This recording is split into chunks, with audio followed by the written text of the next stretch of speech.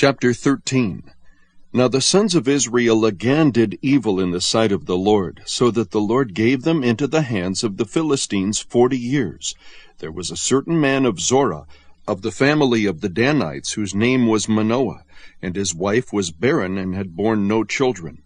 Then the angel of the Lord appeared to the woman and said to her, Behold now, you are barren and have borne no children, but you shall conceive and give birth to a son. Now therefore be careful not to drink wine or strong drink, nor eat any unclean thing.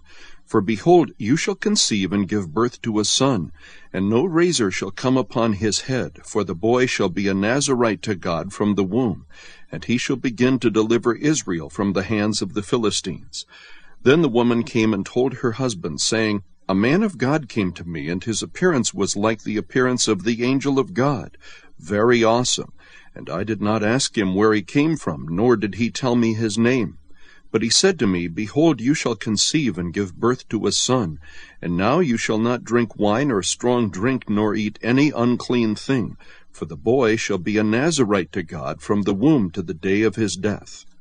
Then Manoah entreated the Lord and said, O Lord, please let the man of God whom you have sent come to us again, that he may teach us what to do for the boy who is to be born. God listened to the voice of Manoah, and the angel of God came again to the woman as she was sitting in the field, but Manoah her husband was not with her. So the woman ran quickly and told her husband, Behold, the man who came the other day has appeared to me. Then Manoah arose and followed his wife, and when he came to the man, he said to him, Are you the man who spoke to the woman? And he said, I am. Manoah said, Now when your words come to pass, what shall be the boy's mode of life and his vocation? So the angel of the Lord said to Manoah, Let the woman pay attention to all that I said. She should not eat anything that comes from the vine, nor drink wine or strong drink, nor eat any unclean thing. Let her observe all that I commanded. Then Manoah said to the angel of the Lord, Please let us detain you so that we may prepare a young goat for you. The angel of the Lord said to Manoah, Though you detain me, I will not eat your food, but if you prepare a burnt offering, then offer it to the Lord. For Manoah did not know that he was the angel of the Lord. Manoah said to the angel of the Lord, What is your name, so that when your words come to pass we may honor you? But the angel of the Lord said to him, Why do you ask my name, seeing it is wonderful? So Manoah took the young goat with the grain offering, and offered it on the rock to the Lord. And he performed wonders while Manoah and his wife looked on. For it came about when the flame went up from the altar toward heaven, that the angel of the Lord ascended in the flame of the altar. When Manoah and his wife saw this, they fell on their faces to the ground. Now the angel of the Lord did not appear to Manoah or his wife again. Then Manoah knew that he was the angel of the Lord. So Manoah said to his wife, We will surely die, for we have seen God. But his wife said to him, If the Lord had desired to kill us, he would not have accepted a burnt offering and a grain offering from our hands, nor would he have shown us all these things, nor would he have let us hear things like this at this time. Then the woman gave birth to a son, and named him Samson. And the child grew up, and the Lord blessed him. And the Spirit of the Lord began to stir him in Mahanedon between Zorah and Eshtaol. Chapter 14. Then Samson went down to Timnah, and saw a woman in Timnah, one of the daughters of the Philistines. So he came back and told his father and mother, I saw a woman in Timnah, one of the daughters of the Philistines. Now therefore get her for me as a wife. Then his father and his mother said to him, Is there no woman among the daughters of your relatives, or among all our people, that you go to take a wife from the uncircumcised Philistines? But Samson said to his father, Get her for me, for she looks good to me. However, his father and mother did not know that it was of the Lord, for he was seeking an occasion against the Philistines. Now at that time the Philistines were ruling over Israel. Then Samson went down to Timnah with his father and mother, and came as far as the vineyards of Timnah. And behold, a young lion came roaring toward him. The Spirit of the Lord came upon him mightily, so that he tore him as one tears a young goat, though he had nothing in his hand. But he did not tell his father or mother what he had done. So he went down and talked to the woman, and she looked good to Samson. When he returned later to take her, He turned aside to look at the carcass of the lion, and behold, a swarm of bees and honey were in the body of the lion. So he scraped the honey into his hands and went on, eating as he went. When he came to his father and mother, he gave some to them, and they ate it. But he did not tell them that he had scraped the honey out of the body of the lion. Then his father went down to the woman, and Samson made a feast there, for the young men customarily did this. When they saw him, they brought 30 companions to be with him. Then Samson said to them, "Let me now propound a riddle to you. If you will indeed tell it to me within the 7 days of the feast, and find it out, then I will give you 30 linen wraps and 30 changes of clothes. But if you are unable to tell me, then you shall give me 30 linen wraps and 30 changes of clothes." And they said to him, "Propound your riddle, that we may hear it." So he said to them, "Out of the eater came something to eat, and out of the strong came something sweet." But they could not tell the riddle in 3 days. Then it came about on the 4th day that they said to Samson's wife, "Entice your husband so that he will tell us the riddle, or we will burn you in your father's house with fire. Have you invited us to impoverish us? Is this not so?" Samson's wife wept before him and said, "You only hate me, and you do not love me. You have propounded a riddle to the sons of my people, and have not told it to me." And he said to her, "Behold, I have not told it to my father or mother, so should I tell you?" However, she wept before him 7 days, while their feast lasted. And on the 7th day he told her, because she pressed him so hard. She then told the riddle to the sons of her people. So the men of the city said to him on the 7th day before the sun went down, "What is sweeter than honey, and what is stronger than a lion?" And he said to them, "If you had not plowed with my heifer, you would not have found out my riddle." Then the Spirit of the Lord came upon him mightily, and he went down to Ashkelon, and killed 30 of them, and took their spoil, and gave the changes of clothes to those who told the riddle. And his anger burned, and he went up to his father's house. But Samson's wife was given to his companion, who had been his friend. Chapter 15. But after a while, in the time of wheat harvest, Samson visited his wife with a young goat, and said, "I will go in to my wife in her room." But her father did not let him enter. Her father said, "I really thought that you hated her intensely, so I gave her to your companion. Is not her younger sister more beautiful than she? Please let her be yours instead." Samson then said to them, "This time I shall be blameless in regard to the Philistines when I do them harm." Samson went and caught 300 foxes, and took torches and turned the foxes tail to tail, and put one torch in the middle between 2 tails. When he had set fire to the torches, he released the foxes into the standing grain of the Philistines, thus burning up both the shocks and the standing grain, along with the vineyards and groves. Then the Philistines said, "Who did this?" And they said, "Samson, the son-in-law of the Timnite, because he took his wife and gave her to his companion." So the Philistines came up and burned her and her father with fire. Samson said to them, "Since you act like this, I will surely take revenge on you, but after that I will quit."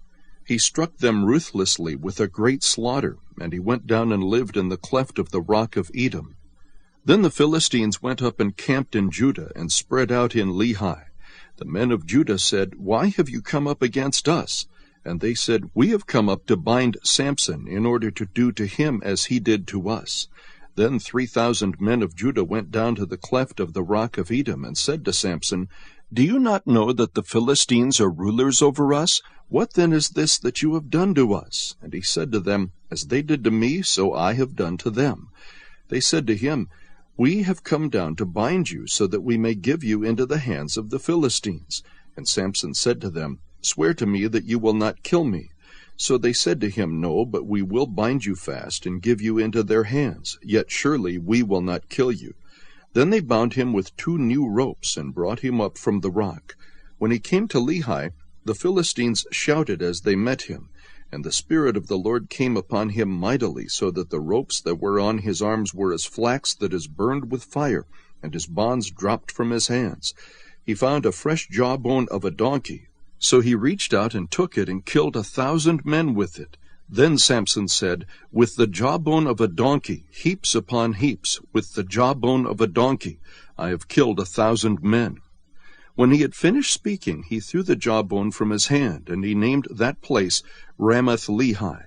Then he became very thirsty, and he called to the Lord and said, "You have given this great deliverance by the hand of your servant, and now shall I die of thirst and fall into the hands of the uncircumcised?" But God split the hollow place that is in Lehi, so that water came out of it. When he drank, his strength returned, and he revived. Therefore he named it En-Hakkore, which is in Lehi to this day. So he judged Israel 20 years in the days of the Philistines. Chapter 16. Now Samson went to Gaza, and saw a harlot there, and went into her. When it was told to the Gazites, saying, "Samson has come here," they surrounded the place, and lay in wait for him all night at the gate of the city. And they kept silent all night, saying, "Let us wait until the morning light, then we will kill him." Now Samson lay until midnight, and at midnight he arose and took hold of the doors of the city gate and the 2 posts, and pulled them up along with the bars. Then he put them on his shoulders, and carried them up to the top of the mountain which is opposite Hebron. After this it came about that he loved a woman in the valley of Sorek, whose name was Delilah. The lords of the Philistines came up to her, and said to her, "Entice him, and see where his great strength lies, and how we may overpower him, that we may bind him to afflict him. Then we will each give you 1,100 pieces of silver." So Delilah said to Samson, "Please tell me where your great strength is, and how you may be bound to afflict you." Samson said to her, "If they bind me with 7 fresh cords that have not been dried, then I will become weak and be like any other man." Then the lords of the Philistines brought up to her 7 fresh cords that had not been dried, and she bound him with them. Now she had men lying in wait in an inner room, and she said to him, "The Philistines are upon you, Samson." But he snapped the cords as a string of tow snaps when it touches fire, so his strength was not discovered. Then Delilah said to Samson, "Behold, you have deceived me and told me lies. Now please tell me how you may be bound." He said to her, "If they bind me tightly with new ropes which have not been used, then I will become weak and be like any other man." So Delilah took new ropes and bound him with them, and said to him, "The Philistines are upon you, Samson." For the men were lying in wait in the inner room, but he snapped the ropes from his arms like a thread. Then Delilah said to Samson, "Up to now you have deceived me and told me lies. Tell me how you may be bound." And he said to her, "If you weave the 7 locks of my hair with the web, and fasten it with a pin, then I will become weak and be like any other man." So while he slept, Delilah took the 7 locks of his hair and wove them into the web. And she fastened it with the pin, and said to him, "The Philistines are upon you, Samson." But he awoke from his sleep, and pulled out the pin of the loom and the web. Then she said to him, "How can you say I love you, when your heart is not with me? You have deceived me these 3 times, and have not told me where your great strength is." It came about, when she pressed him daily with her words, and urged him, that his soul was annoyed to death. So he told her all that was in his heart, and said to her, "A razor has never come on my head, for I have been a Nazirite to God from my mother's womb. If I am shaved, then my strength will leave me, and I will become weak and be like any other man." When Delilah saw that he had told her all that was in his heart, she sent and called the lords of the Philistines, saying, "Come up once more, for he has told me all that is in his heart." Then the lords of the Philistines came up to her, and brought the money in their hands. She made him sleep on her knees, and called for a man, and had him shave off the 7 locks of his hair. Then she began to afflict him, and his strength left him. She said, "The Philistines are upon you, Samson." And he awoke from his sleep, and said, "I will go out as at other times, and shake myself free." But he did not know that the Lord had departed from him. Then the Philistines seized him, and gouged out his eyes. And they brought him down to Gaza, and bound him with bronze chains, and he was a grinder in the prison. However, the hair of his head began to grow again after it was shaved off.